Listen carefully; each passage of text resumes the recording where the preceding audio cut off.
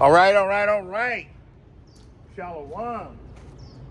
Shalom. Ahab wa Baraka. Facing the east. We want to give all praise, honor, and glory to Yahweh, Bahashem, Yahushai, Bahashem, Rukakudash. And double honors to the elder apostles, the prophets, and the teachers over at GMS that have been bringing out the 100% truth for the last 30 plus years. Today we're going to go right into it. We're going to get the book of Isaiah chapter 29. So it really goes into end time prophecies. And when it goes into the word Ariel, because it's going to talk about Ariel, so you're immediately going to think, oh, the angel. No. When it's speaking of Ariel in the context in Isaiah 29, it's talking about Yerushalayim or Jerusalem or Zion. So let's get it. Give me Isaiah chapter 29, starting from the top. Isaiah chapter 29, Verse 1.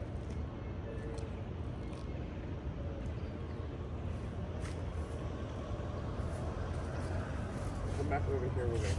Remember, I get how much I was on Isaiah chapter 29, verse 1. Isaiah chapter 29 and verse 1. Woe to Ariel, the city where David dwelt, and ye year to year, let them kill sacrifices. No, just hold on for a second. I'm sorry. No, and as soon as I push Isaiah chapter 29, of course, he erases it. Isaiah chapter 29, KJV authorized. All right. Go ahead, read it again. Sorry, Salakia. It was trying to. It's, you know how these systems work. Everything's an algorithm these days. Go ahead. Isaiah chapter 29 and verse 1. Woe to Ariel, the city where David dwelt, and ye year to year, let them kill sacrifices. Keep going. Yet I will distress Ariel, and there shall be heaviness and sorrow, and it shall be unto me as Ariel. Keep going. And I will camp against these round about, and I will lay siege against thee, which with a mount, and I will raise forts against thee. So he's saying that he's talking about Ariel, like I said. It says, woe unto Ariel, total destruction unto Jerusalem, the city where David dwelt. And year to year, let them kill sacrifices. I will distress Jerusalem. And it's not talking about the Israelis. It's talking about the real Israelites. Okay, so don't get it twisted. Those people over there that are calling themselves Jewish are not. Sorry, it's just not true. They won't even take a DNA test to prove that they're Khazars from the tribe of Amalek, according to the Bible. Nothing to do with Israel. They're liars. That's all there is to it. In fact, it says that he's going to lay siege against them. But he's talking about us. So as the Israelites that were commanded to follow certain laws, statutes, and direct commands, when they didn't follow those rules, there was curses put upon them. That's why there's a woe. Woe means total and utter destruction. So who's being destroyed for thousands of years now? Because the people in Zion, our tax dollars, our literal tax dollars, go to Zion or Israel so they don't have to work. If I'm lying, prove me wrong. Look it up. Somebody look it up, because now they moved into Hartford, New Jersey. Guess what? They're taking over. They don't pay taxes. They get all kinds of government supplements from our tax dollars, so they don't work. They don't work. They spend all their time not working. 12 kids to a house, welfare, food stamps, all of it. Who cares, right? But when you think about it, wait a second. So they don't have to follow the same rules? Even as a so-called white person, you can't go into a Jewish community unless you're Jewish, because they're racist against every single nation. Not just black people. No, they hate everybody. They hate everybody. If you're not one of them, you're not joined to them. But you know what? We're talking about the real Yashar Allah, the real Israelites. So when he says, I will camp against thee round about and lay siege against thee, it's talking about the children of Israel that did not follow the laws. We had laws, statutes, and direct commands. So when it says lay siege, it's to become to rise up against you. It means to become powerful against you. He's going to show his power. So we've been getting punished all this time. Why? Because he's not finished showing his power to the Israelites first, and then the rest of the nations. It's almost like a perfect song. When the DJ's really good, you can almost hear the other song coming in, and then you hear two beats clacking together for a minute, and then all of a sudden, before you know it, you're listening to a whole different song. And that's how the change of the change of one rulership to the next is going to be. It's going to be perfect and smooth. There's going to be a lot of destruction, don't get me wrong, but it's going to be beautiful. So let's keep reading. Go over to, back over to Isaiah. Give me verse 4. I was going to ask a question. Read verse 4. Okay, Isaiah 29 and verse 4. And thou shalt be brought down, and shalt speak out of the ground, and thy speech shall be low out of the dust, and thy voice shall be as of one that hath a familiar spirit out of the ground, and thy speech shall whisper out of the dust. And that is beautiful. So it's saying that because we're brought to this lowest state, when we speak and we go out and we teach, no one really hears us. You guys are nothing. You guys are way down here. So when you're in at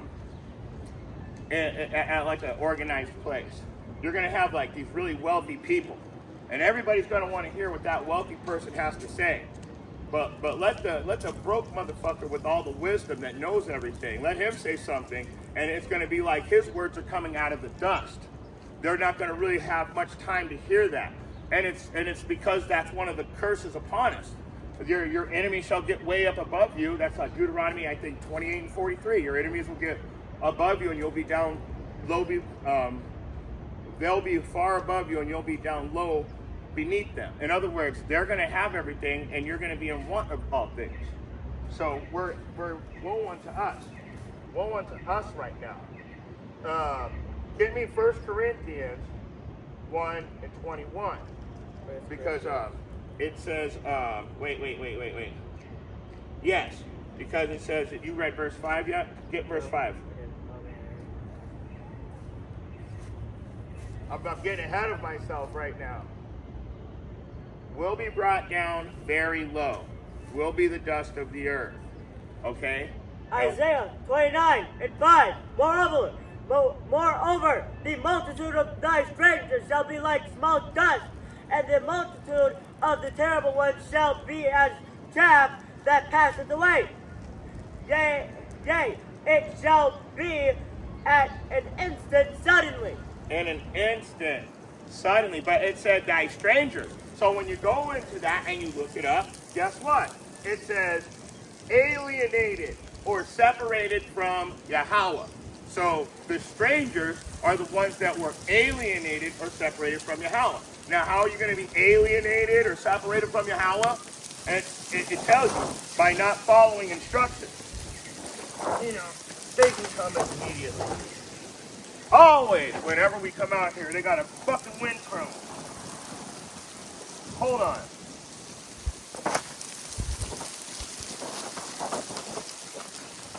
Okay, the wind's getting so damn strong that we can't even, like, we're gonna sit here fighting our equipment instead of bringing out a class. And that's Satan cometh immediately, spiritually and physically. When the word is being sown, Satan cometh immediately and taketh away the word that was sown in your heart. That's Mark 4 and 15. It doesn't just pertain to people coming and trying to gaslight the truth. It goes into a lot more than that. It goes deeper than that. So go back into it. So, moreover, thy strangers, I was telling you, the strangers, it's the ones that were alienated from Yahweh, Salakia. And they shall be small like dust, and the multitude of the terrible ones. they shall be like chaff that passeth away. Yea, it shall be at an instant. In an instant at thy last trump. What chapter and verse?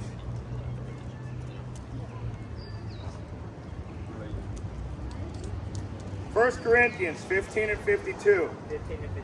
Yes. I'm going over to First Corinthians. And I'll get it. In 1 Corinthians 15 and 52. In a moment, in the twinkling of an eye, at the last trump, for the trumpet shall sound, and the dead shall be raised incorruptible, and we shall be changed. So in that last second, we're going to be changed. Now, whether you are for the chaff or if you're part of the wheat that gets bundled up and you're put into the barn for safety, it depends on what type of lifestyle you've lived. Because remember, there's going to be a lot of people that show up and say, but I prophesied in thy name, and I did this and I did that. And he's going to say, depart from me, you workers of iniquity. I do not know you. I do not know you. So it really does depend on how you live your life, how you teach, how you eat, how you drink, how you dress.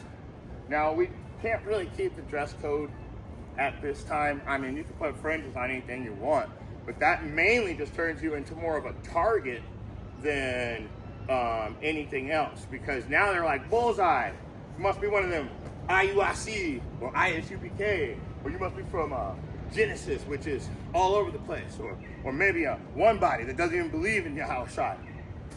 So you see what I mean by target?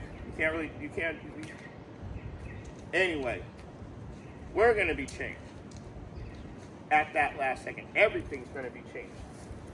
Go back over to Isaiah 29. I thought you wanted me to read First Corinthians. I already read it. Oh, you did? So it says, I'm going to read 5 again. The multitude of thy strangers shall be like small dust, and the multitude of thy terrible ones shall be like chaff that passes away. Yea, it shall be in an instant and suddenly. So in that instant and suddenly, we're going to be changed incorruptible. So it tells you that the corruptible must put on incorruption, and the mortal must put on immortality. Okay? So we're also going to be changed in that instant. And what's going to happen in that instant? Did you read verse 6 real quick? Okay. Verse 6, Isaiah 29 and 6. Thou shalt be visited of the Lord Yahweh with thunder and with earthquake and great noise, with storms and tempest, and the flame of devouring fire. So that sounds familiar. Let's go to Isaiah 66. 15 and 16. That's what I'm talking about. Isaiah 66 and verse 15. For behold, the Lord Yahweh will come with fire, and with his chariots, like a whirlwind to render his anger, with fire, and his rebuke of flames of fire. Verse 16, for by fire and by his sword will the Lord Yahweh plead with all flesh, and the slain of the Lord Yahweh shall be many. Wow.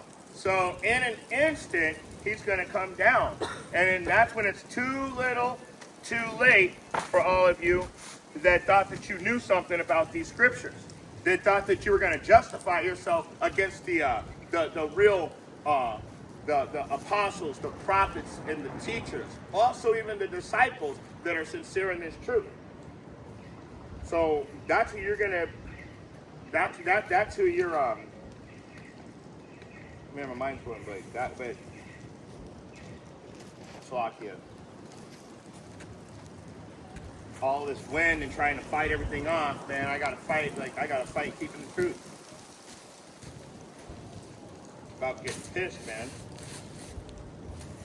I'm about to put all this stuff away. If it keeps getting windy, we're gonna just have to put this stuff away. Okay. So Zechariah, in an instant, he's gonna destroy this place and you're gonna be a part of it. That's what it's saying. And when and to confirm it, we're gonna go to Zechariah chapter 14. Hold on. Oh, I'm done with this shit. My fucking camera's turning. All right, no more interruptions. Like I said, in an instant, he's gonna burn this place up. He's gonna fucking tear this place down. What is Zechariah? Give me Zechariah 14:2. Let's see how he's gonna do it. Because he said with his chariot and with fire, he's gonna plead with all flesh. He's gonna use a sword. The sword goes into Esau. And by thy sword shalt thou live and have the fatness and the dew of the earth. Right? The Esau. So that's the sword. Now he said chariots too. And he said with fire. What do we got right now? They're shooting missiles back and forth all over the place. Zechariah 14 and 2, 12. 12. Yeah. Zechariah 14 and 12. And this shall be the plague wherewith the Lord Yahweh will smite all the people that have fought against Jerusalem. Their flesh shall consume away while they stand upon their feet, and their eyes shall consume away in their holes, and their tongue shall consume away in their mouth.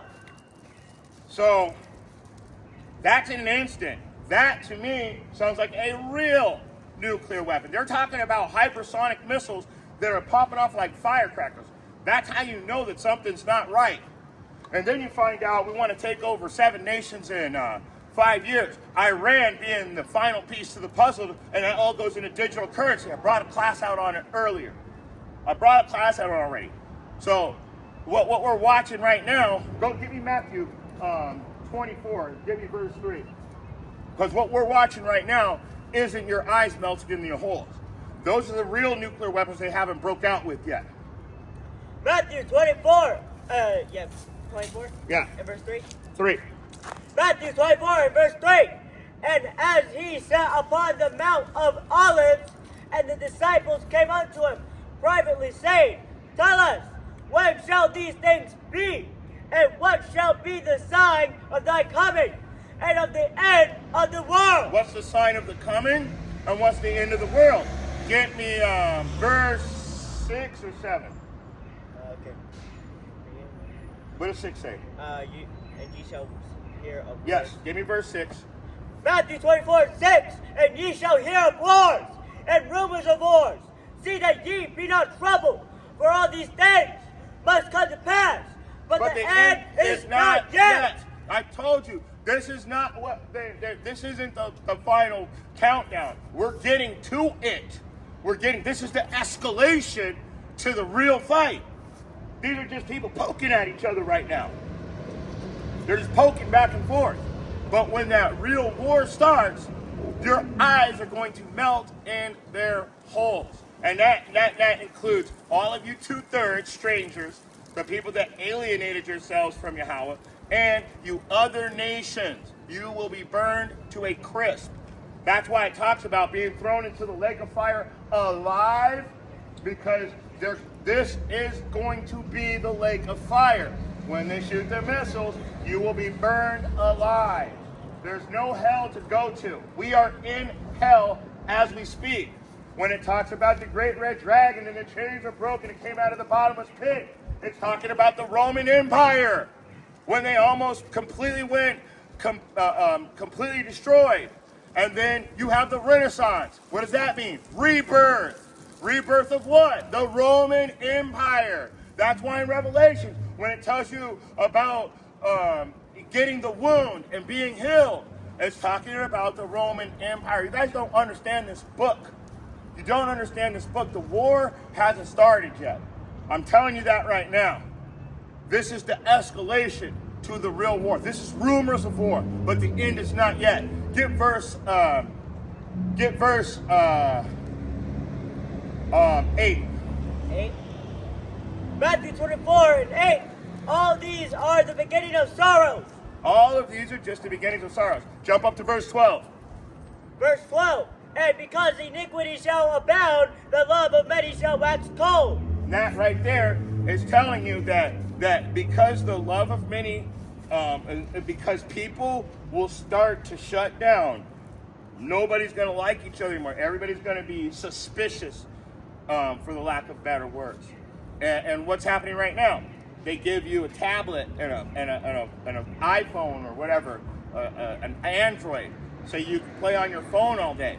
disconnecting yourself from the rest of the world. So that love of me is being waxed cold in many different ways, shapes, and forms, through the food, through the media, through every possible aspect of life. That's how they do it. They take us, they separate us, and then they put us against each other. Divide and conquer. Read verse 13. Verse 13. Yep. Matthew 24:13. But he that shall endure unto the end, the same shall be saved. And you've got to know that part. That is an important part. He that endures through all these things, but still follows the instructions, that puts you in the category of the 1/3. Because there's very few people that can say, I love me some Jesus, but then follow his laws. They'll tell you it's better to not follow the laws, because they'll tell you you hate God if you follow the laws, because no man can keep the laws. But then they say, be Christ-like. What was Christ-like? Did he keep the laws or not? So what do we mean? How are we supposed to be Christ-like? You see what I'm saying? It's all a contradiction. That's why none of these people are going to make it in the first place. You can't say that you're a part of something, but then not follow any of the rules, I guess, for the lack of better words. You can't say you're following GPS and then it tells you to take a right and you start taking the left. It's just not going to work. You're not going to get to where you're trying to go. Go back over to Isaiah 29 and you know what? Let's get one more precept. Give me 1 Corinthians 15 and 52. Well, 15 and start at 52. Okay. 1 Corinthians 15 and 52. In a moment, in a twinkling of an eye, at the last trump, for the trumpet shall sound, and the dead shall be raised, incorruptible, and we shall be changed. Huh, that sounds interesting. Yep. Read 53 now. 53. And for this corruptible must put on incorruption, and this mortal must put on immortality. Read 54. 54. So when the corruptible shall have put on incorruption, and this mortal shall have put on immortality, then shall be brought to pass the saying that is written, death is swallowed up in victory. You know why it's telling you death will be swallowed up in victory? Because it says to follow the instructions is life. So they're going to take away all that corruption and all that unrighteousness, and they're going to put you back in what would be considered life by following the end. The corruptible has to put on incorruption. So once he puts that spirit back in you, now you're ready for immortality, because you're not going into the kingdom. I'm telling you right now, this flesh ain't going up there. It's corruptible. It's corruptible flesh. So you will be made into a pure spirit again, if you can understand that.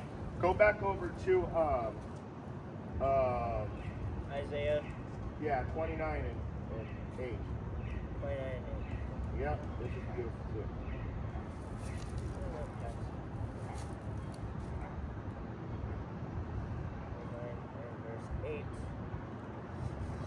Isaiah 29 and verse 8. And it shall even be as when an hungry man dreameth, and behold, he eateth, but he awaketh, and his soul is empty.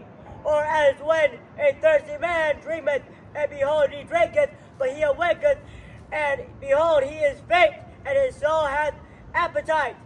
So shall multitude of all the nations be that fight against Mount Zion. So let's go back one real quick. Verse 7. Get 7 really quick, because I don't think you read that. Isaiah 29 and 7. And the multitude of all the nations that fight against Ariel, even of that against her and her munition, and that distress her, shall be as a dream of a night vision. So if you, it shall be as the dream of a night vision for those people that think to fight against Jerusalem, to fight against the real children of Israel. So what does that mean? It means that you're dreaming. You are stuck in a dream. And it says that even when it'll be as when a hungry man dreameth, and behold, he eateth, but when he awaketh, he's still hungry. In other words, you dreaming. You are dreaming. In fact, and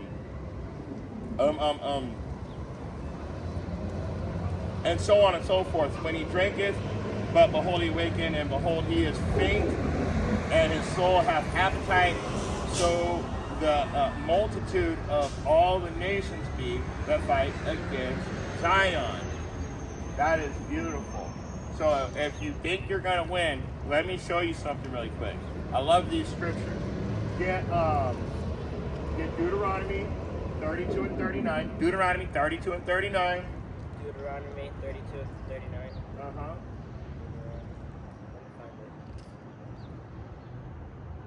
It's at the very, very top. Deuteronomy 32 and 39. Yep.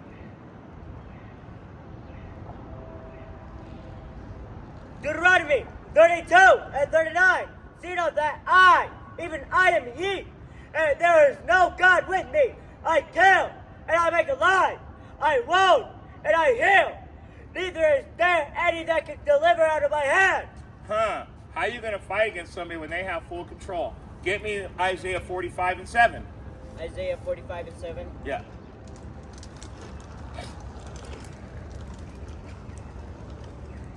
Isaiah 45 and 7. I form the light and create darkness. I make peace and create evil. I, the Lord Yahweh, do all these things. So, once again, I just told you, how are you going to fight against somebody that controls everything? It creates the light that I have to keep moving the camera out of so it won't be cooked. How are you guys going to keep from being cooked? Give me one more. Give me Proverbs 21 and 1.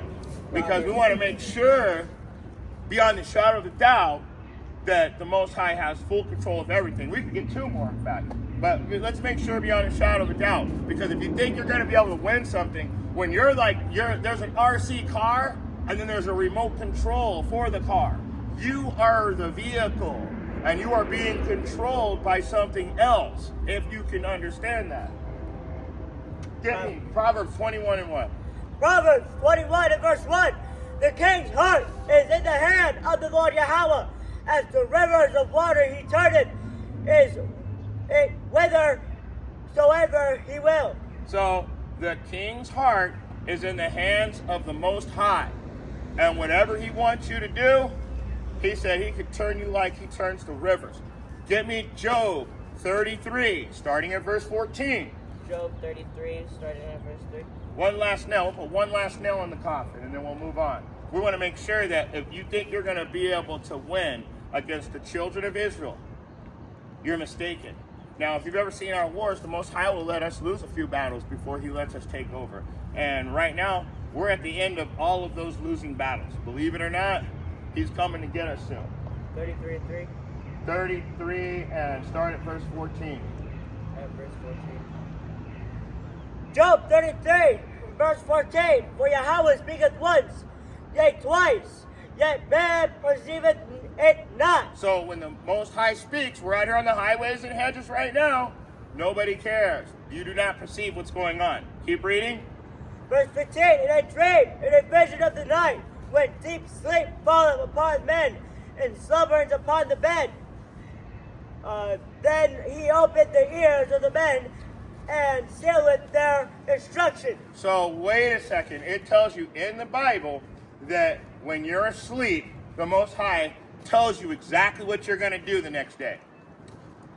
That's a neat story. That's what's written in the book. So if you think you have free will, do as thou wilt, that is not according to Scripture. That is according to thy own lust and desires.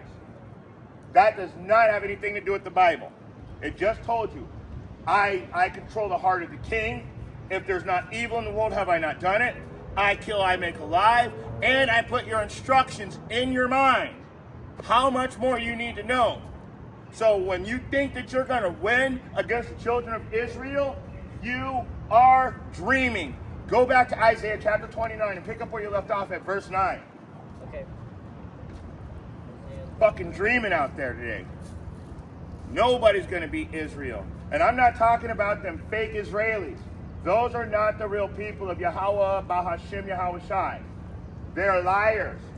They're racist. They even hate white people too. So they're super racist. Try to show up at a Jewish school and not be Jewish. Remember Rihanna tried that. They put her in Jewish private school and she had to leave. She was about having a heart attack again. Go back to Isaiah chapter 29 and 9. Isaiah 29 and 9. Stay yourselves and what is cry ye out and cry. They are drunken, but not with wine. They stagger, but not with strong drink. They are drunken, but not with wine, and they stagger, but not with strong drink. That is because the drunkenness is you're drunk on worldly bullshit. You do not believe what the Bible says. You're drunk on false doctrine. That false doctrine's got you messed up in your head, thinking you're going to get into the kingdom. You're not going to get into the kingdom unless you follow the instructions.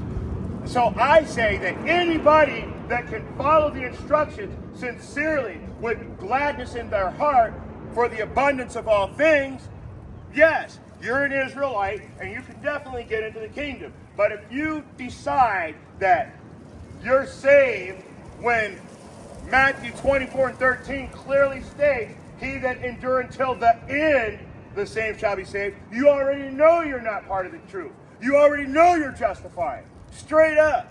So I say, if you can follow the instructions, you have to be an Israelite, because the Most High put a spirit on you. And there's 1/3 that was chosen from the beginning of time. So I don't care what you look like. But if you're on that list, you're on that list. And that's what the real truth is. Want me to read verse 10? Yeah, keep reading. Isaiah 29 and 10. For the Lord Yahweh hath poured out upon you the spirit of deep sleep, and hath closed your eyes, the prophets, and your rulers, the seers, hath he covered. Why? Because you're corrupt. You are corrupt. You cannot serve God, for the lack of better words, since you guys don't know who Yahweh is. You cannot serve Yahweh and Mammon. Mammon is money. So how can you take money from the oppressor and be doing the right thing in the eyes of Yahweh Bahashim Yahushai? So he puts sleep on you. He closes your eyes, he closes your ears. You no longer understand the scriptures. And what does it tell you in the scriptures? Give me 2 Timothy 2 and 15. 2 Timothy 2 and 15. Yeah.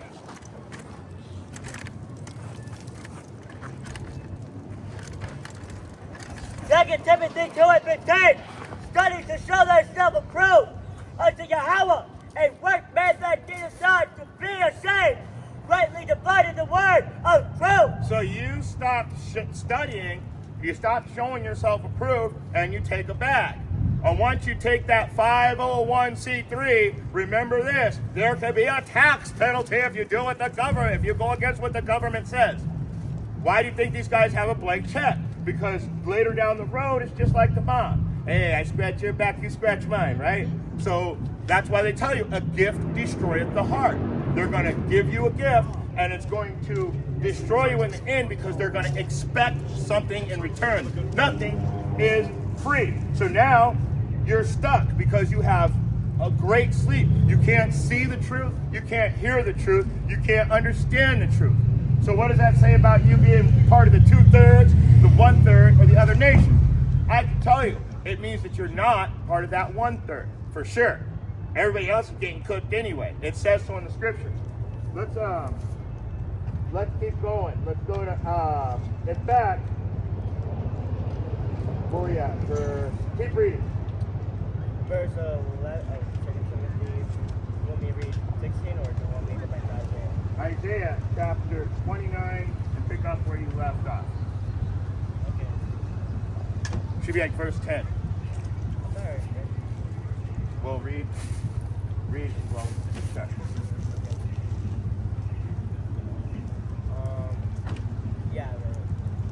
keep going then. Isaiah 29 and 11, and the vision of all is become unto you as the words of a book that is sealed, which men deliver to one that is learned, saying, read this, I pray thee. And he saith, I cannot, for it is sealed. Keep reading. Verse 12, and the book is delivered to him that is not learned. Read this, I pray thee. And he saith, I am not learned. You know what? Faster than anything. All right, watch this.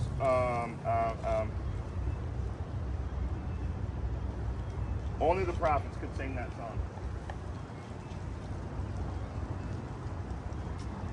Oh my gosh.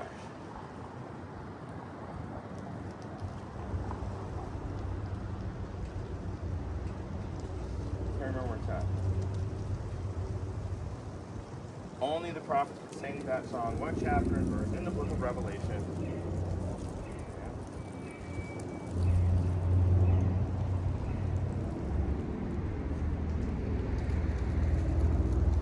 There it is. Give me Revelation 14 and 3. 14 and 3? Yeah. Revelation 14 and 3. And they sung as it were a new song before the throne and before the four beasts and the elders, and no man could learn that song but the 144,000 which were redeemed from the earth. What? Did you hear that? Wait a second. So all these people, like Hakah, what is it? Priest Hakah and Deacon Hakah and Hassan, Alazar. You got Nathaniel from IUIC. You've got Johanna from ISUPK. You've got what Hakah was Sakari. And then Genesis Israelites, now he's got a new name, he's wearing a suit, bald head, telling you everybody can be saved. It doesn't matter who you are. I mean, these people are the ones that have that blindness. And you can't see it, then you're blind with them.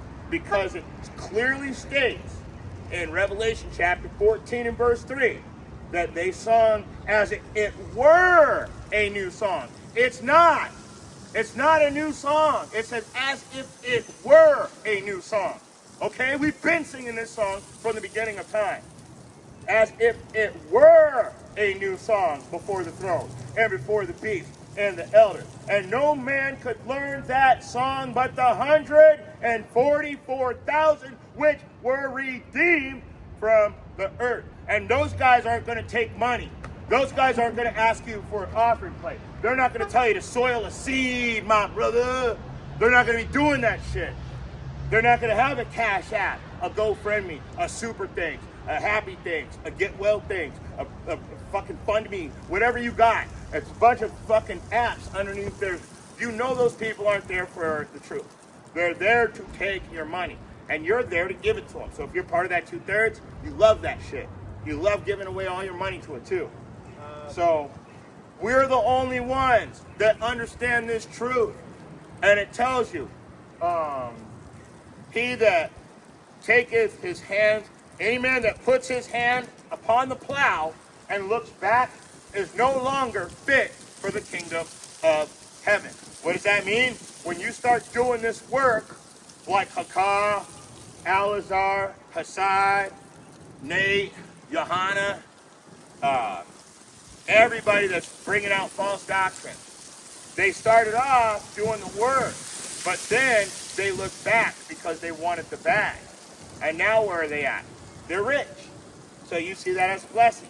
But it shows, the truth shows that they took the bag. They didn't take the blessing.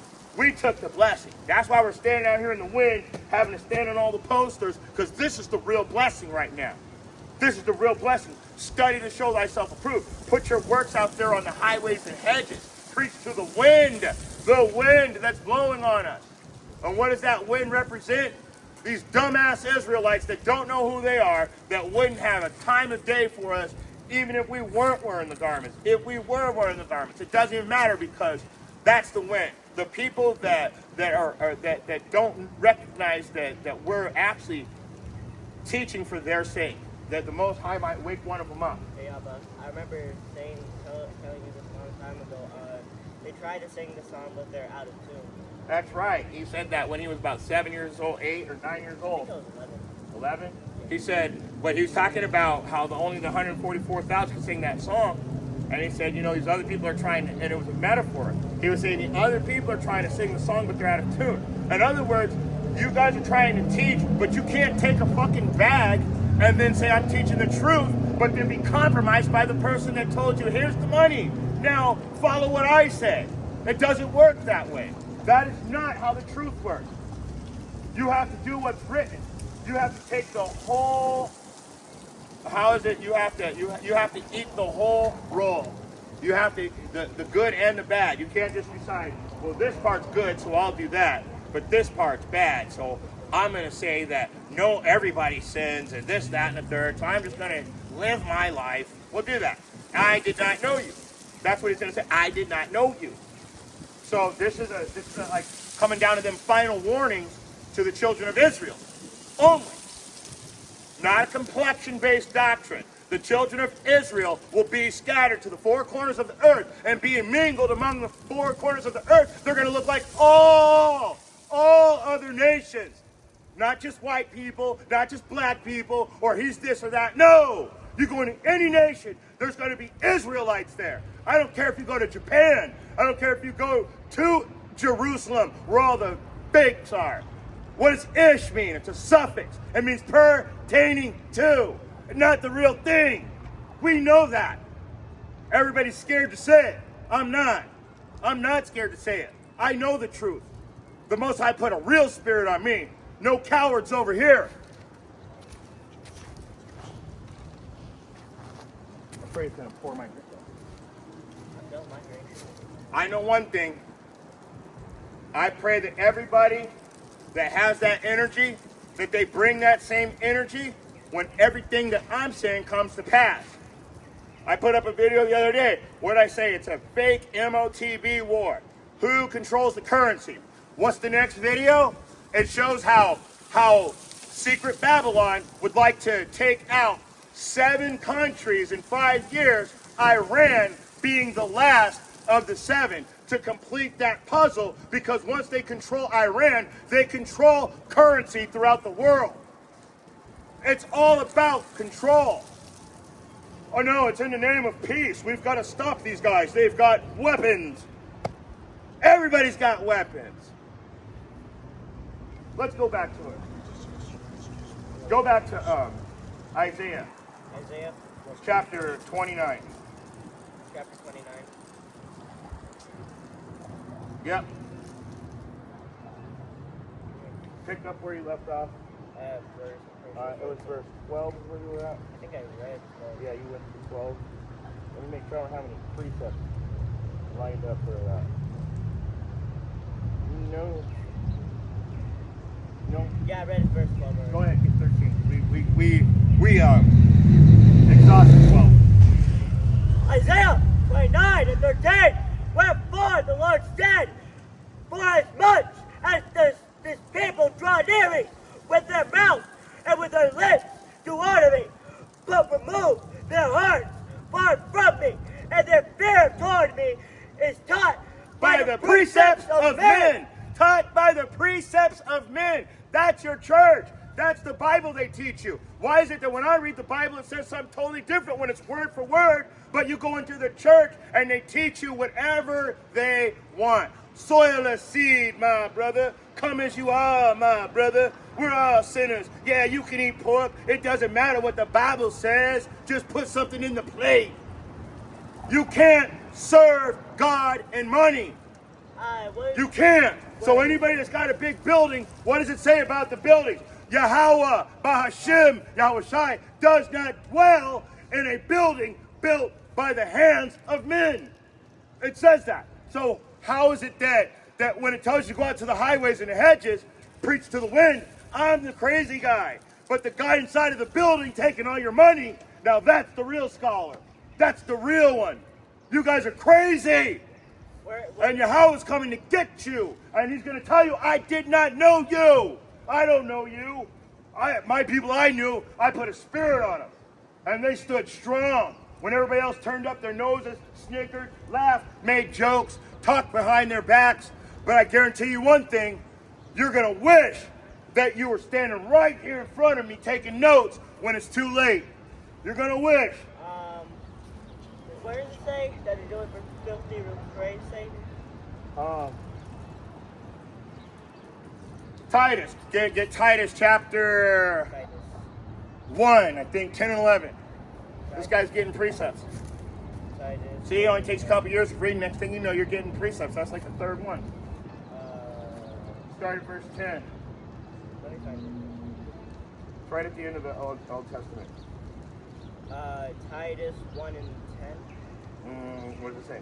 For many unruly Yep. and vain. Read it. Titus 1 and 10. For there are many unruly and vain talkers and deceivers, especially they of the circumcision. Our own people are going to be the worst liars, right in your Baptist church. Keep reading. Verse 11. Whose mouths must be stopped. Their mouths must be stopped. Why? Why would their mouths have to be stopped? Subvert whole houses. Subvert whole houses. Teaching things which ought not, for filthy lucre's sake. They destroy entire houses by teaching lies for dirty money. It's written. It's written in the Bible. The Bible says that.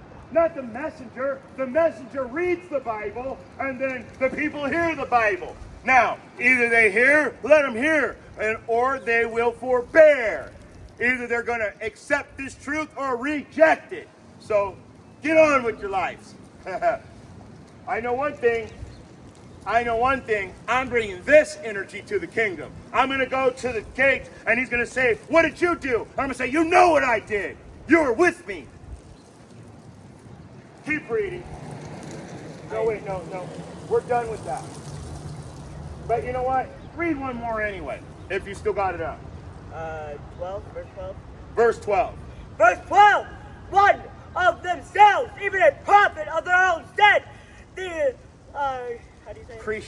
Cretians are always liars, evil beasts, slow bellies. Says that you guys, your own people, and every church is corrupt like that. You're going to have somebody that stopped going, and they're going to tell you, oh man, those dudes are liars. Evil beasts. What is a slow belly? What does it mean in the Bible to have a slow belly? This is what I'm talking about. People don't know what the Bible says. You do not have to put change in the machine on the weekends. But slow belly means fat and lazy. Soil the seed, my brother. I can't do it on my own. So it means to be lazy. That's what it means to have slow bellies. Look it up. It's written. These are all the things that are written in the Bible for real. Why do you think nobody wants to hear what it says? It says the truth hurts. Not the truth is going to be a feel-good message, my brother. Hey, you got something for the plate, my brother? We don't take money from people because we're here to teach. And how can you learn something if you have to pay for it? It says that, give me James 1 and start at verse, I think, 5. James 1 and 5. James 1 and 5.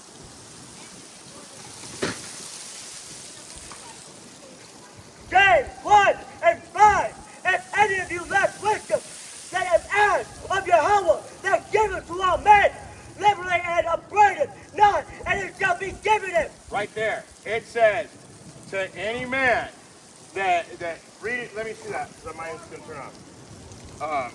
It says, if any man lack wisdom, let him ask Yahweh that giveth to all men liberally and upbraideth not, and it shall be given him. So like I said, we don't take money.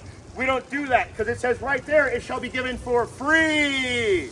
Liberally means for free. So this word, if you don't understand this word, how do you ask the Most High? By studying. By studying. That's why it says upbraideth not. When you hear something and you learn it, what do I tell you? Apply it to your life, right? Apply what you learn to your life. That's what the scriptures require. to keep the instructions to the best of your ability, according to your knowledge, applying what you learned to your life.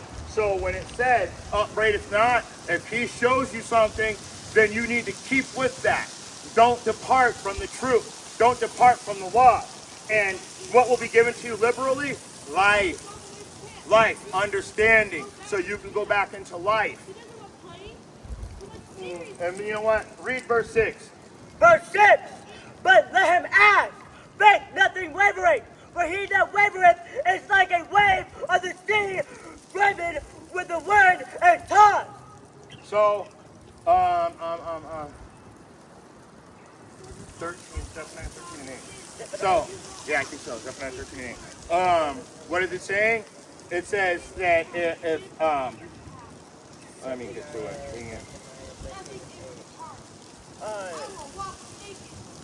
Zephaniah what? Abba? I think it's Zephaniah 13 and 8. Zephaniah only has Zechariah Zechariah 13 and 8. So, Zechariah. it says that it was nice to meet you too. I do what the word of God says. So it says, let him ask in faith, nothing wavering.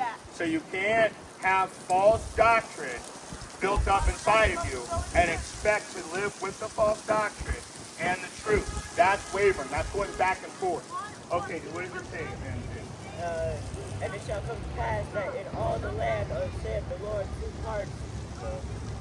Zechariah. I know, I messed up. We should no more be children being tossed to and fro, what chapter verse?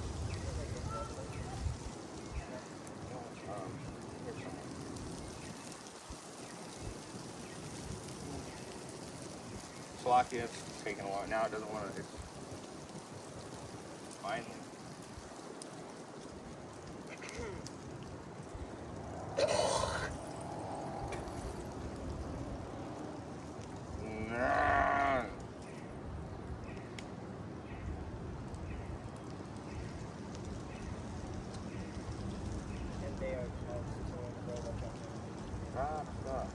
Hold on.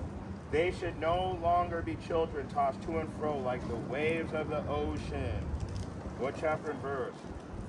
Jeez. Ephesians. Sorry, I was Ephesians. I kept thinking Zechariah. And Ephesians 4 and 14? Yes.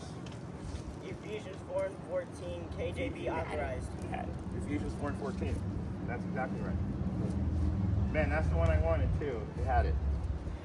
That we, Ephesians 4 and 14, that we henceforth be no more children tossed to and fro and carried about with every wind of doctrine by the sleep of men and cunning craftiness whereby they lie went to deceive. Woo! So it tells you that if you're wavering, if you're going back and forth with doctrine, somebody's waiting there to lie to you and deceive you. That's why you don't want to be like little kids. Are naive. Little kids can be, oh, we'll tell them this, tell them that, tell them the tooth fairy, tell them Santa Claus, tell them the Easter Bunny. They believe anything, right? And say, don't be like a little kid, man. Don't be tossed to and fro by the wind of any false doctrine. Give me a break. So, going back into it. We kind of went off on a different section. Like, we just kind of, there's other people listening, so sometimes you just got to do whatever the Spirit on you is to do. That's all there is to it. So go back over to, and I got 1%. Isaiah. Yep, I'm down to 1%, so I'm over it right now. So go ahead, give me Isaiah 29. chapter 29. 30. Give me Ezekiel 33. Ezekiel 33. 33 and 31 through 33. So Ezekiel 33 verse 31. Yeah. Read. I don't have my. Wait. I'll read Isaiah chapter 13 real quick. Okay. 29 and 13 again. I have 1% left on this thing. Isaiah 29 and 13 again. Wherefore, Yahweh. No, there it is. Yeah, it died.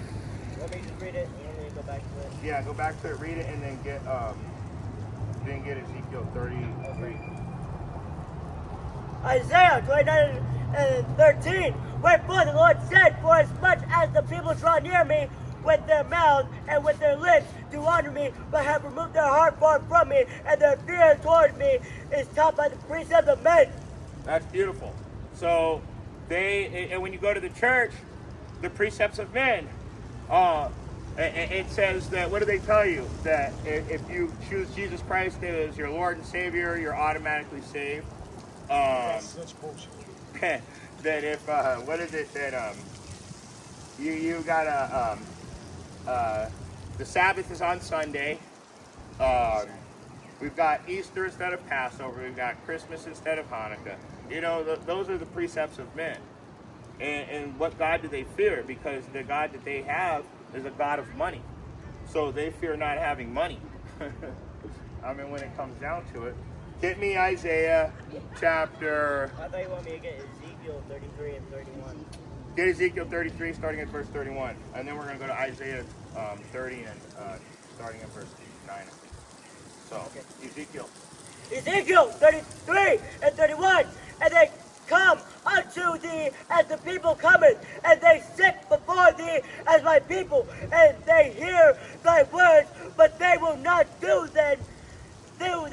For with their mouth they show much love, but their heart goeth after their covetousness.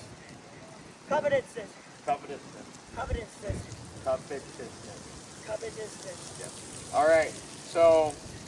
So it's saying that they'll go into the church, they'll sit down, they'll pass the offering plate, they'll sing the hymns, they'll read the program, but they're not going to do anything that the Bible actually instructs us to do. So go to Isaiah 30, starting at verse 9. This is why you guys are going to be destroyed. This is why the Most High is putting woe on you. You guys don't follow anything. You follow a wicked Edomite culture. That's why they call this place Secret Babylon, which is actually Ethiopian. If you really want to get into it, Babylon is Cush, and Cush is an Ethiopian. So it's an Ethiopian culture that you guys are really worshiping, going back into Canaan. So once again, it's an African culture from these Edomites. 30 and 9. Isaiah 30 and 9. Start at verse 9. Isaiah 30 and 9. That this is a rebellious people, lying children that will not hear the law of Yahweh. So this is a rebellious people, lying children. They'll go and sit in the church and everything. That's the most rebellious. But they hear the laws, but they do them not. So what did it say? Read that again, the last part. That the children that will not hear the law of Yahweh. So it tells you in one that they hear it, but they won't do it. The other one says they're not even really listening to it. Say they hear the laws, but they don't do them. Keep reading. Verse 10, what say to the seers, see not, and the prophesy not unto us right things. Speak up to us smooth things. Prophesy. Sorry. Start over and read it clearly. Okay. Which say to the seers, see not, and to the prophets, prophesy not unto us right things. Speak unto us smooth things. Prophesy deceits. So they say to the seers, those are the people that see the visions, don't show us any more of your visions that you're seeing. They say to the prophets, those are the people that will say something before it happens. Don't prophesy to us. Please, speak unto us smooth things. And that is where you get your feel-good message, right there. Prophesy not unto us right things. Speak unto us smooth things. Prophesy deceits. And what are deceits? Lies. I want to be lied to. Why do you think that people would rather have the lie than the truth? Because when they make the lie so good, the truth doesn't sound real. And it sounds, oh, that's got to be fake. So they believe the lie over the truth every time. That's being the fear of God is taught by the precepts of men. So, going back in there, give me Jeremiah 12. Jeremiah 12. Starting at verse 2. 12 in verse 2. Mm-hmm. Jeremiah 12 and verse 2. Thou hast painted them, yea, they have taken root, they grow, yea, they bring forth fruit, thou art near in their mouth, and far from their rings. Thou hast planted them. So you have taught them, but they haven't taken root. And what happens when you get me Mark chapter 4 and go to verse 17 and 18. Let's see what happens. Why they won't take root. You planted them, but they won't take root. So you taught them, but they refuse to accept the knowledge, is what it's saying. You want me to start at 16?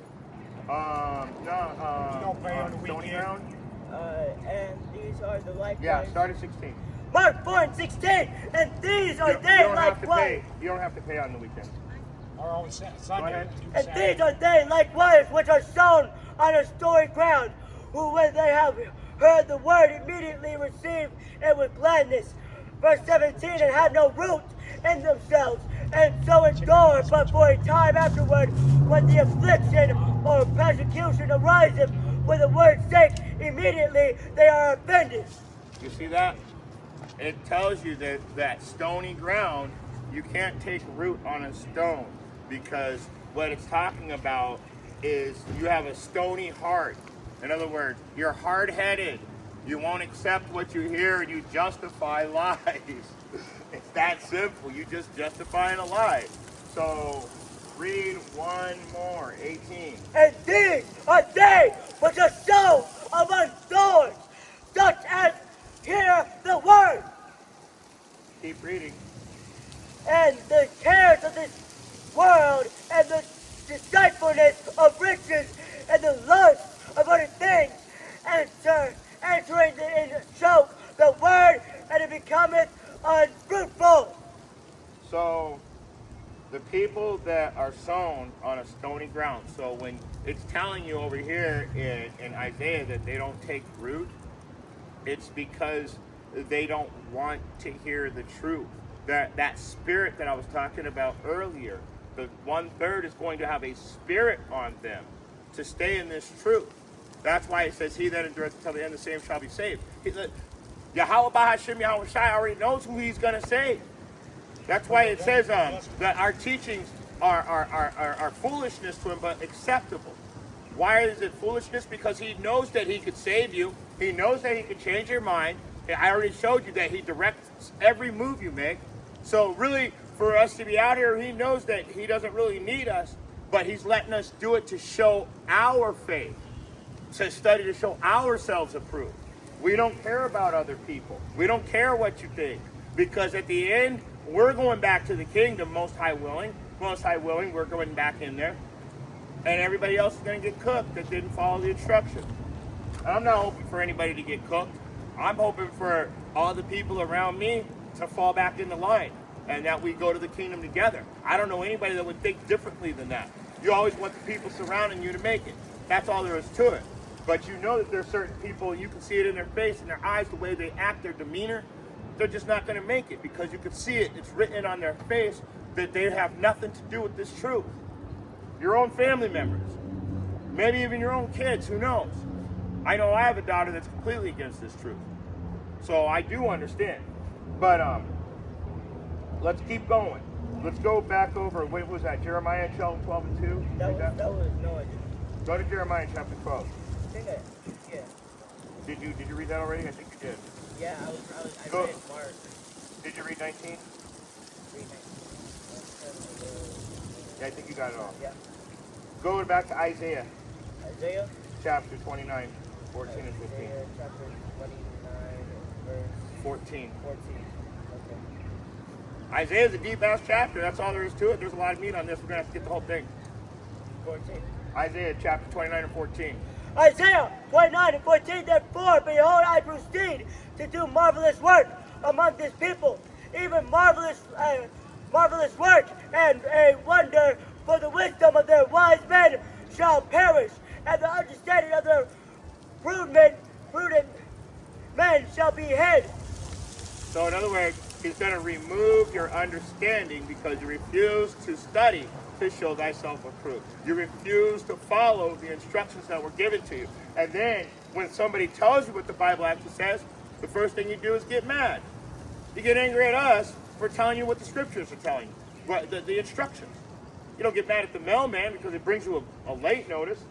No, be mad at yourself for not getting your shit together at the right amount of time. So,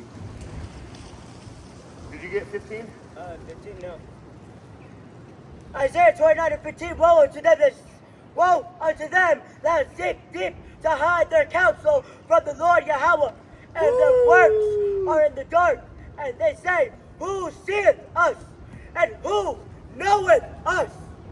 Woo! You're doing lies. You're making up lies. So what happens? Woe unto them that seek to hide their counsel from Yahweh, Bahashem Yahweh Shai. In other words, you're going to be destroyed for that. The Lord's eyes are 10,000 times brighter than the sun. What chapter? Starting to get a little dizzy. Here, stand over here in the shade. I'm fine. No, right over here. Okay.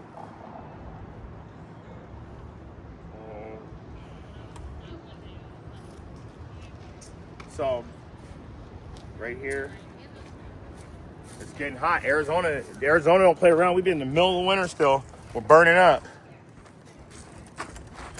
All right. Actually, this is still a pretty good spot. All right, get it. Sirach 23 and 19. Ecclesiasticus. Or Ecclesiasticus also. Sirach 23:19.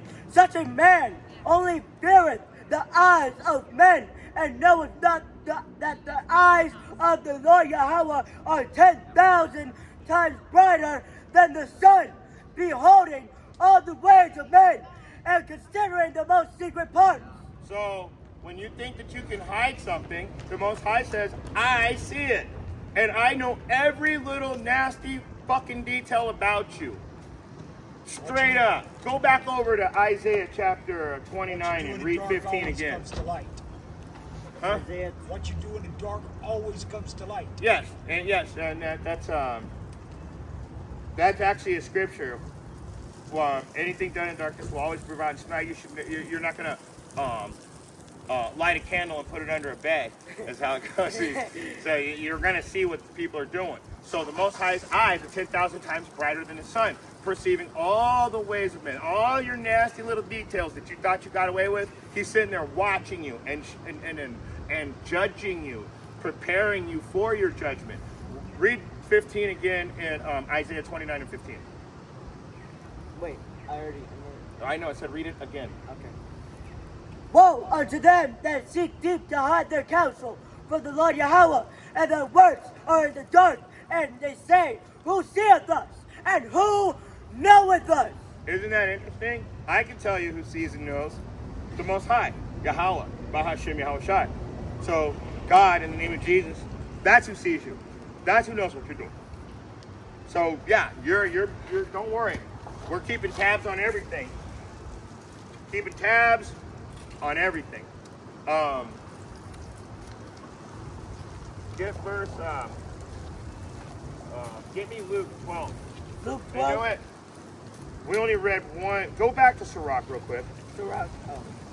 Yeah, just go back to Sirach real quick. Ecclesiasticus. Ecclesiasticus. Oh, you got it. No, that's Ecclesiasticus. I should just go on the 16:11. Yeah. Sirach, chapter 23.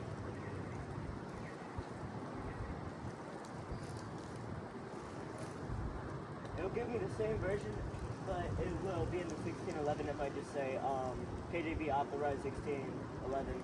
I know, it won't ever give you the KJV authorized unless you specifically ask for it. Yeah.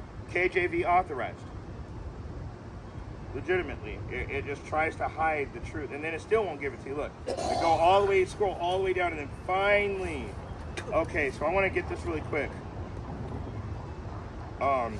Sirach 23, and we read 19, and it said that man only feareth the eyes of men. They're not worried about whether the Most High sees you or not. The Most High, he told you, his eyes are 10,000 times brighter than the sun. So, verse 20, he knoweth all things, ever they were created.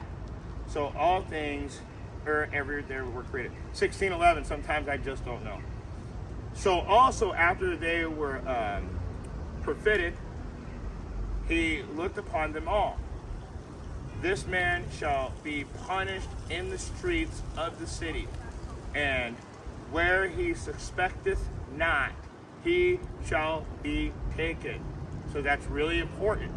What did it say? That the Most High watches and he's waiting, and when you are least expecting it, he's gonna fuck your ass up and take you out, homie. Keep that same street energy, because he's gonna take you out in the streets of the city, and it says so. So you go ahead and just keep that same energy. So let's keep going. Let's go to Luke. Oh, you had it. Why didn't you just? Why you were right there? Why did you just get rid of it? It was the right one. It was. That's the one. Now just go look. That's the one. I know it keeps doing it. Changes format to the phone. Yeah, it just doesn't. It does that every time. Luke chapter 12. Luke chapter 12.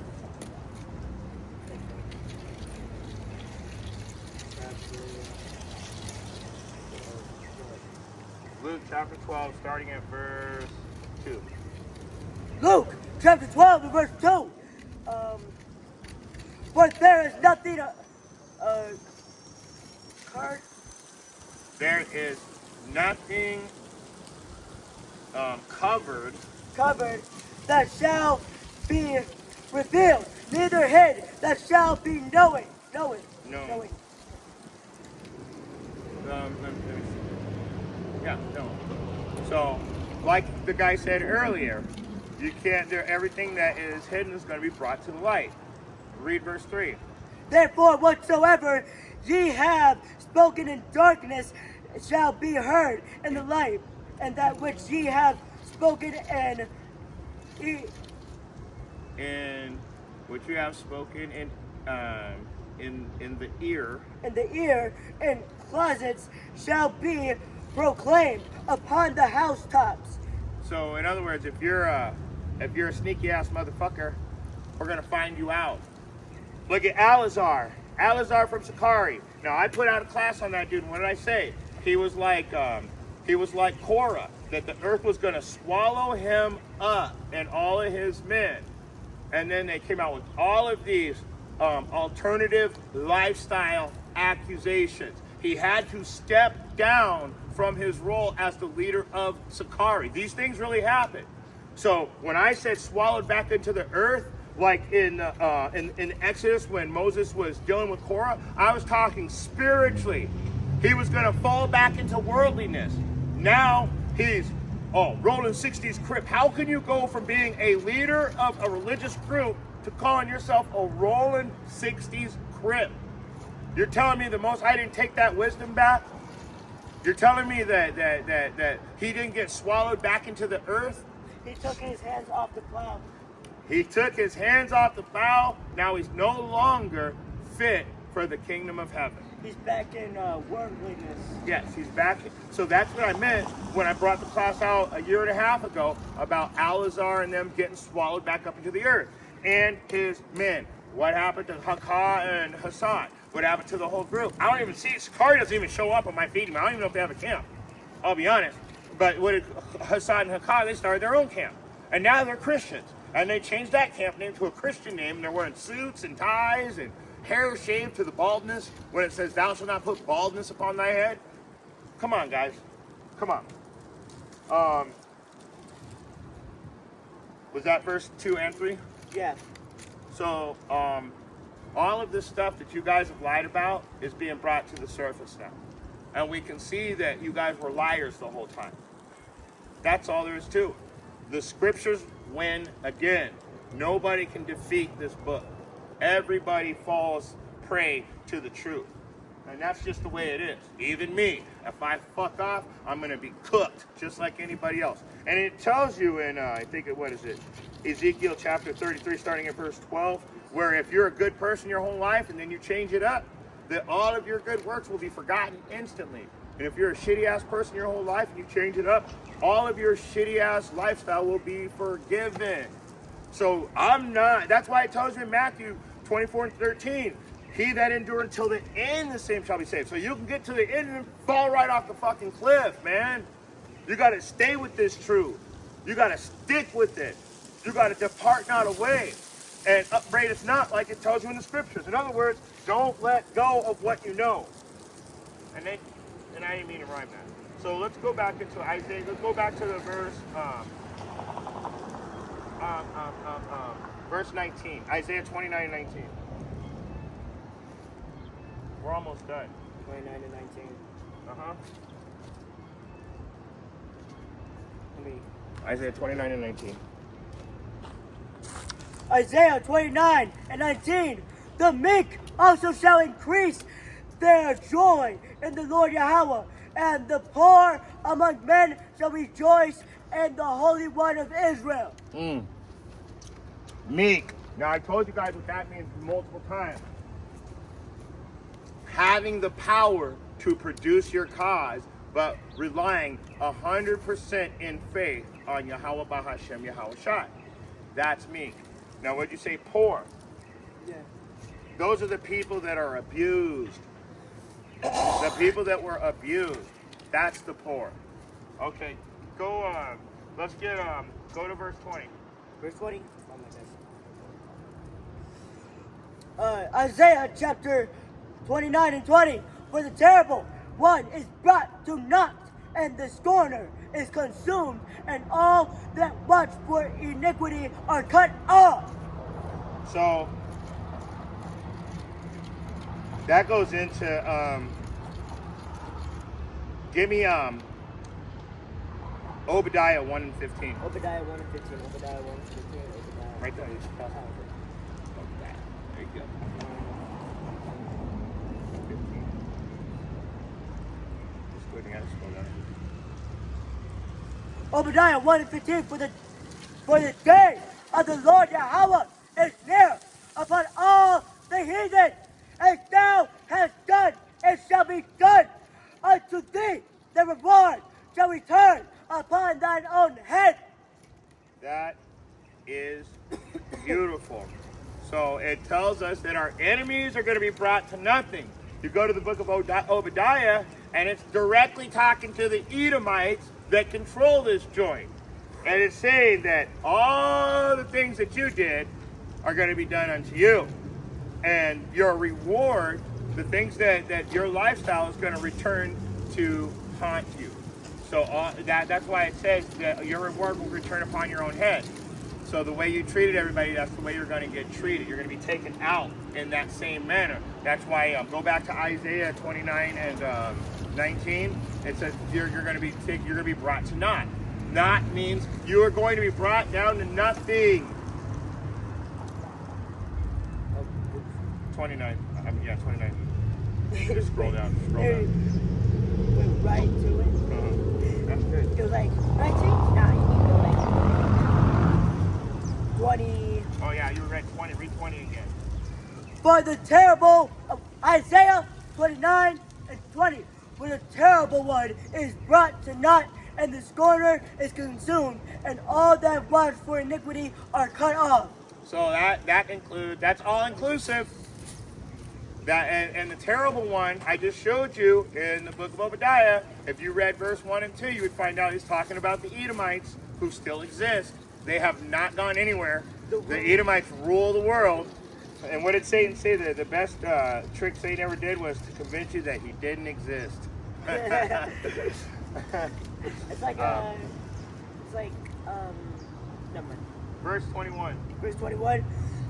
Verse 21. That make a man offender for a word, and lay a snare for him that reporeth in the gate, and turn aside the lust for a thing of naught.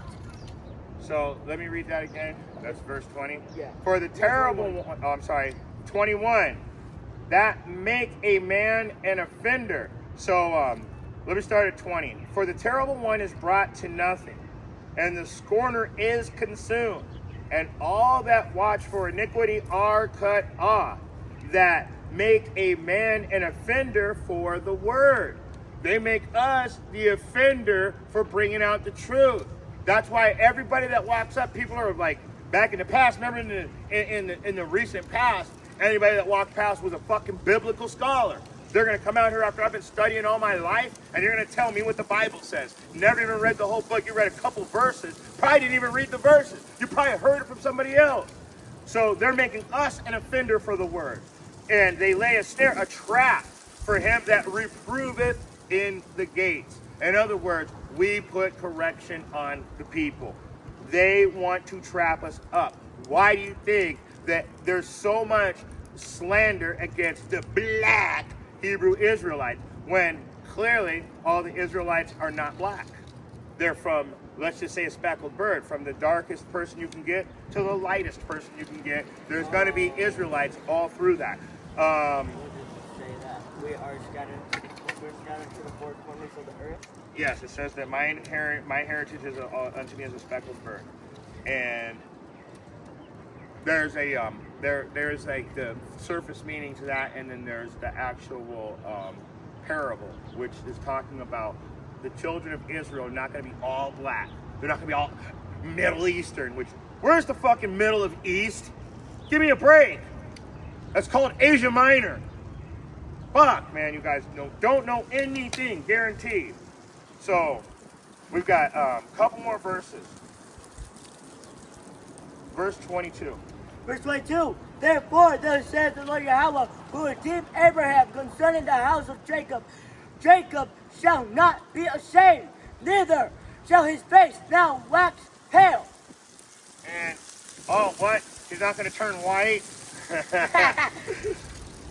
Anyway, it's not what it's talking about. That's why people get so mixed up in the Bible. He's not going to fade out. He's not going to fade away.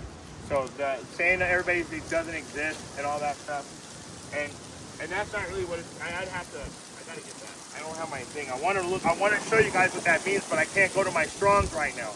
So we're just gonna skip over that wax tail. Maybe I'll do a class on that so you guys can understand it a little better. But read verse 23. Verse 23? Okay. Wait. Read verse 22 again. I just remembered a precept. Therefore, thus saith the Lord Yahweh, who redeemed Abraham concerning the house of Jacob. Jacob shall not now be ashamed, neither shall his face now wax pale. So Jacob shall no longer be ashamed, and it shall not wax pale. So that means that at a certain point, the Most High is going to stop punishing us, and he's going to put us back in the kingdom. So, Isaiah 14, 1 and 2. Let's get some basic verses here. 14. This is very basic. Isaiah chapter 14, 1 and 2. What does it say? Isaiah 14 and 1. For the Lord Yahweh will have mercy on Jacob, and will yet choose Israel, and set them in their own land. What? I thought the Israelis were already in their own land. Hold on. So read that again. It said set them in their own land. Okay, we've got a problem here. Keep reading, though. Just finish the verse. And the strangers shall be joined with them, and they shall cleave to the house of Jacob. That stranger represents those scattered Israelites that, according to Scripture, ancient Israelites had very, very dark skin and kinky hair. But in this day and age, the Israelites have been scattered to the four corners of the earth, mingled among the other nations. In other words, look like the other nations. So that stranger would be an Israelite that looks like the other nation, acts, walks, talks, dresses, and eats like the other nation, but does not know that by blood, by their heritage, by their inheritance, by their ancestors, that they are really Israelites. That is who the stranger is. And they will take them captives, keep going, and the people will take them. And the people will take them and bring them to their place, and the house of Israel shall possess them, and the land of the Lord Yahweh for servants and handmaids, and they shall take them captives, whose captives they were, and they shall rule over their oppressions. So it talks about the Israelites taking the people and using them for servants and handmaids. So when the Israelites and the strangers join together, they're going to take the other nations and use them as slaves the way we were used as slaves. What do you think a handmaid is? A sex slave. That's right, handmaid is a sex slave in the Bible. A handmaid, a servant, a concubine, a wife, you name it. They all have really the same thing. Go back to Isaiah chapter 29, and I think we got 23 and 24. So I just wanted to show you because he said that he's going to save Jacob. Who's Jacob? Jacob is the 12 tribes of Israel, the ancestors of the 12 patriarch sons. That's all there is to it. If you can receive the truth, you're most likely part of that tribe, one of the tribes. But if you can't receive the truth, even if you were part of one of the tribes, the Most High ain't fucking dealing with you. Get 23? 23. But when he seeth his children, they work of mine hands, in the midst of him, they shall sanctify my name, and sanctify the Holy One of Jacob, and shall fear Yahweh of Israel. That's beautiful. So when he seeth his children, the work of mine hands, in the midst of him, they shall sacrifice. They shall sacrifice my name, and sacrifice the Holy One of Jacob, and shall fear Yahweh of Yashar Allah. They're going to fear God. Go to verse. Let me get a precept real quick. Psalms 64. Psalm 64 and 6. Yeah. Psalm 64. I was gonna bring this out, but I'll just let you bring out 23 anyway first. 64.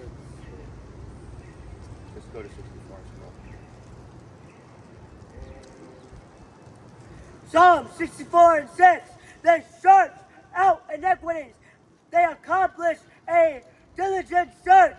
Both the inward thought of every one of them, and the heart is deep. Sorry, that precept was in the wrong spot. It was? Yeah, but that goes back into our enemies. They're searching for something wrong so they can take us out, and that's to this day. We're still in the midst. We're still stuck in the cracks right now. We're not out of it yet. That's why I got to keep referring to Matthew 24 and 13. We've got to keep enduring until the end to actually be saved. Go back over to Isaiah 29 and 24. Yeah, that precept was in the wrong spot. I wanted to bring that out like 10 minutes ago when we were bringing out the eyes are 10,000 times brighter than the sun. Is it? 24, that's the last verse, yeah. They also, Isaiah chapter 29 and verse 24, they also that heard in spirit shall come to understanding, and they that murmured shall learn doctrine. So, okay, did you hear that? They that erred in the spirit, they're also going to come to understanding. And they that murmured shall learn doctrine. So that goes into, and all Israel shall be saved.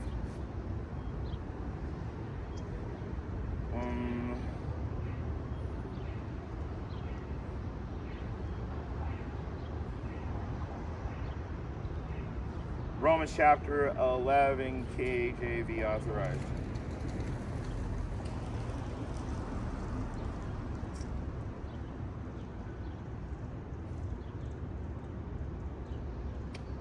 So, get that. Romans 11 and 25? 26. 26? And all Israel shall be saved. Yeah. Romans 11 and 26. So all Israel shall be saved. And it is written, there shall come out of Zion, or Zion, the deliverer, and shall turn away ungodliness from Jacob. Beautiful. So because it told you that even the ones that weren't following the rules, they're going to come to understand doctrine, right? So I'm telling you, all Israel shall be saved. Nobody's going to be left out. But on this side, we got one more. It says on this side, it says 2/3. That's I think that's Zechariah 13 and 8. Zechariah. Yeah, Zechariah 13 and 8. 2/3 shall therein shall die. So on this side, the people that don't follow the instructions are going to be taken out the same way as the other nations. It tells you that. That's that 2/3.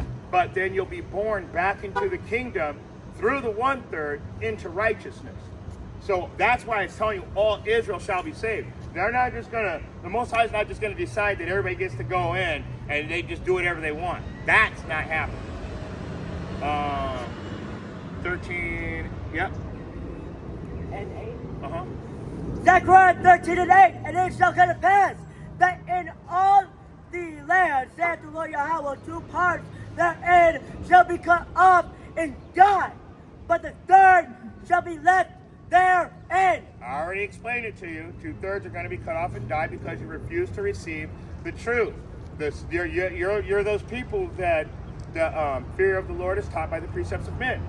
So you're literally going to be cut off on this side, and you're going to be thrown into the lake which burneth with fire and brimstone alive.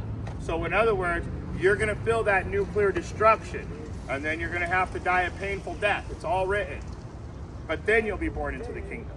Then you'll come back into righteousness when the Most High sees fit. So one last, get 27. 27? Yep. Isaiah 29. Isaiah 29, Romans 11 and 27. You were just in it, weren't you? Romans 11 and 27. Yep. Sorry. Okay. Excellent. Okay. Romans 11 and 27. For this is my covenant unto them when I shall take away their sins. So this is the covenant. This is the deal that he made with the children of Israel when he removes their sins. It's that simple. So hit me Isaiah 45 and 17. Isaiah 45 and 17. Yeah.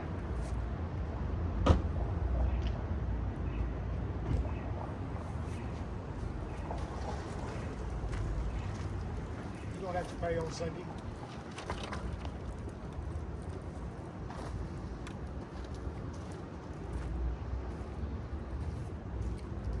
Isaiah 45 and 17. But Israel shall be saved in the Lord Yahweh with an everlasting salvation. Ye shall be ashamed nor confounded, world without end.